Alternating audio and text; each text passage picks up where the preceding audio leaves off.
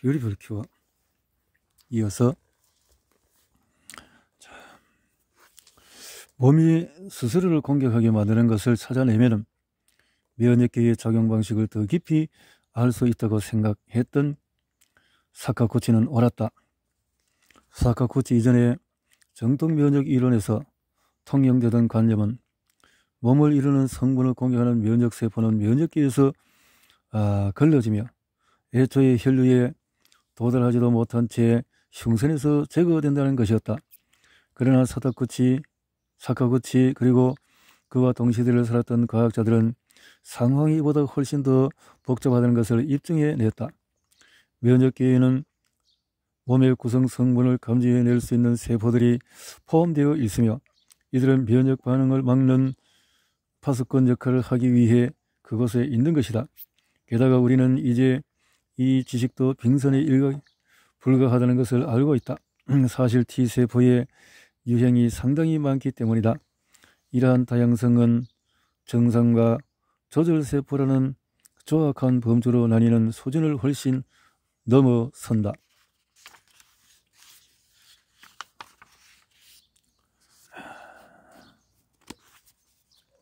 아닌 게 아니라 면역세포 전체를 분류하는 체계는 정말 조잡하다. 그동안 면역세포는 얼마 안 되는 표지자, 여기서 표지자란 대개 한 가지나 두 가지 특별 단백질 분자다. 세포의 기능에 대한 격알적인 지식에 따라서 분류되어 왔다. 자연살해 세포로는 백혈구는 암세포를 죽이는 데 능하고 대식세포는 박테리아를 먹어치우는 데 능하다는 식의 분류가 전부였던 것이다. 이제 우리는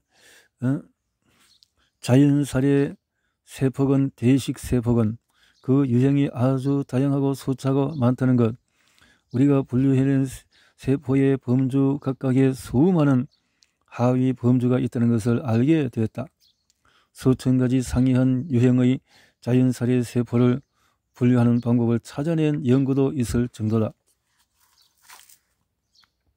앞에서도 언급했지만 동일한 면역세포의 범주에 속한 세포들 중 일부는 면역 반응을 일으키도록 작용하는 반면에 일부는 반응을 중단하도록 작용한다. 그뿐 아니라 면역세포의 각 특징은 그것이 몸의 어느 부위에 있는가에 따라서도 달라진다. 장내 면역세포는 폐에 있는 면역세포보다 박테리아를 더 잘 견딘다. 거치게 말해서 면역계가 지금 하고 있는 그 모든 일을 어떻게 해내는지 이해하기란 극히 어렵다. 그렇다고 기겁할 필요는 없다.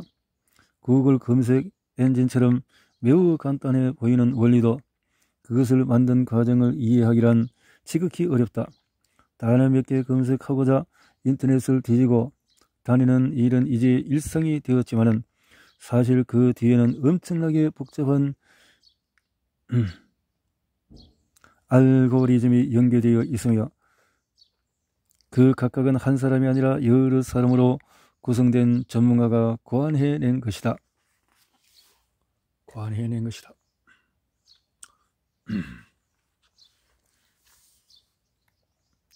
그리고 각 팀의 전문성은 이들이 고안해낸 알고리즘의 부분을 넘어 확장되지 못한다.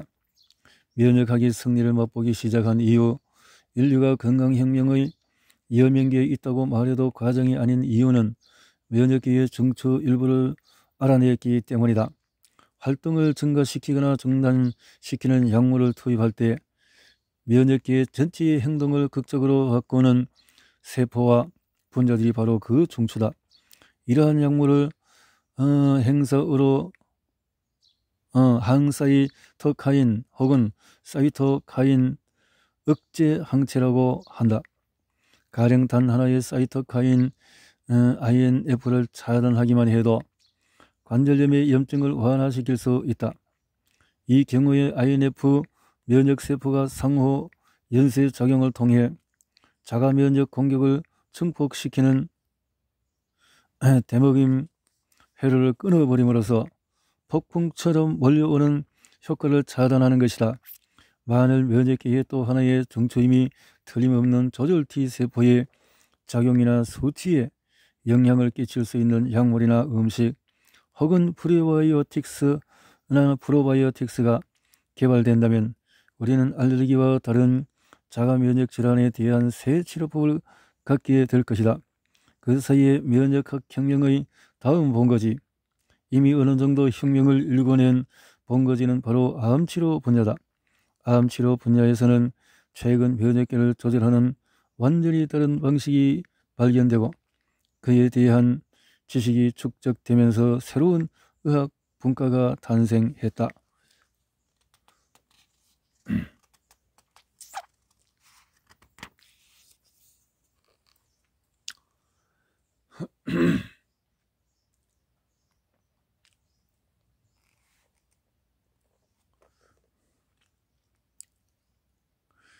약의 운명, 더 많은 생명을 구하는 일.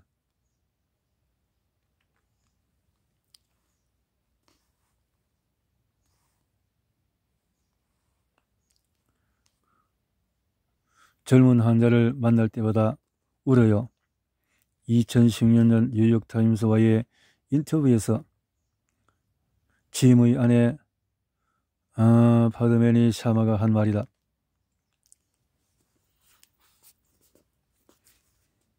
매번은 아니고요. 짐이 덧붙였다. 일명 짐이라고 불리는 제임스 앨리슨, 텍사스주의 휴스턴 센터에서 함께 일한다. 이들은 2005년에 만나서 2014년에 결혼했다.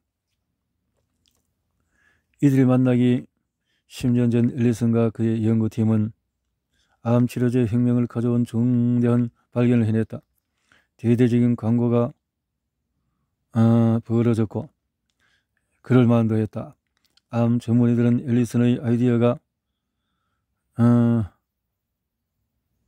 판을 흔들 정도로 대단한 것이라는데 동의했고 이제 그의 아이디어는 수술과 방사능 치료와 항암화학요법과 함께 일부 종류의 암에 대한 치료의 주류 선택지로 자리 잡았다. 그렇게 되어졌나요? 주류 선택지로 자리 잡았다.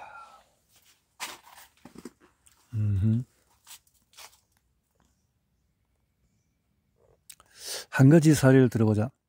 2014년 22세의 사기 흑색종 6개월 생존 가능성이 50%밖에 안 된다는 선고가 내려진 샤론. 화학치료는 듣지 않았고 상황은 절망적이었다. 훗날 그는 이렇게 회고했다. 살면서 그렇게 힘든 적이 없었어요. 정말 어찌해야 할지 몰랐죠. 말 그대로 혼돈 자체였고 제어가 불가능한 상태였어요. 무엇을 해도 효력이 없자 결국 그는 앨리슨의 가설에 기반을 둔 신약 임상 실험에 자원했다. 3개월 동안의 단 4회의 주사를 맞은 뒤에 그의 왼쪽 폐에 있는 종양의 크기가 60% 이상 줄어들었다. 그 후에 몇 개월 동안의 종양은 계속해서 작아졌고 결국 2년 반 동안 죽을 수 있다는 극도의 공포에 시달리는 그는 병이 안정적으로 완쾌된 상태에 접어들었다는 판정을 받았다. 암이 더 이상 발견되지 않았던 것이다. 앨리슨은 이렇게 말했다. 이 지표가 모든 환자들에게 효력을 발휘하지는 못하겠지만 특정 유형의 암은 치료할 수 있을 겁니다. 최소한 시도는 해봤으니까요. 회복된 벨비는 앨리슨이 만난 최초의 환자였다. 그녀의 부모와 남편도 함께 있었다. 같이 있던 모든 사람들이 눈물을 흘렸다. 벨비는 앨리슨을 꽉 껴안았다. 그는 이렇게 말했다. 제 마음을 표현할 말이 전혀 없어요. 누군가에게 생명을 다시 받았을 때의 이 느낌을 도대체 어떻게 말로 표현해야 할까요? 탈무드의 코라는 누군가의 생명을 구하는 일이란 온 세상을 구한 것과 같다고 가르친다. 이들이 인연을 맺은 지 약 2년 후에 엘비는 앨리슨에게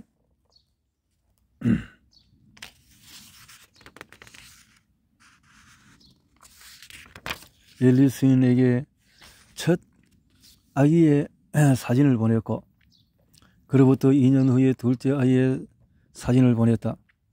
앨리슨의 아이디어를 기반으로 한 신약은 단지 한 번의 성공을 거둔 데 그치지 않고 그 후로도 수천 명의 생명을 구하거나 연장시켰다. 그러나 이것은 특정 유형의 암이나 특정 질환을 치료하려는 목적에서 비롯된 것이 아니었다. 오히려 이 약이 존재하게 된 것은 호기심으로 추동된 연구와 탐색, 세포와 분자를 이리저리 만지작거리는 작업을 통해 면역계의 작동 방식을 알아보려는 노력의 덕이었다. 그리고 이제 우리는 이 탐색의 잠재적인 이점을 딱 이해하기 시작했다. 과거의 암은 우리 몸의 방어 체계에 보이지 않는 것으로 간주되었다. 암의 원인은 세균이 아니라 체내 세포의 비정상적인 확장이므로 바이러스나 박테리아나 결류에서 온 분자처럼 세포를 앞으로 볼 수 있는 특징이 없다. 따라서 암은 면역계가 낯선 대상으로 인식할 수 있는 무언가를 보여주지 않는다는 견해가 일반적으로 통용된 것이다. 1943년에 이미 면역계가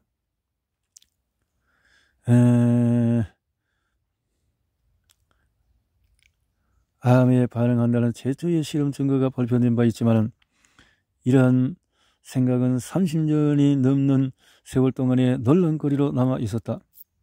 해당 실험에서 관찰된 면역 반응이 실험 대상 동물의 종양으로 인한 것이 아니라 종양을 유도하기 위해 사용했던 화학물질로 인한 것일 수도 있다는 이유에서였다.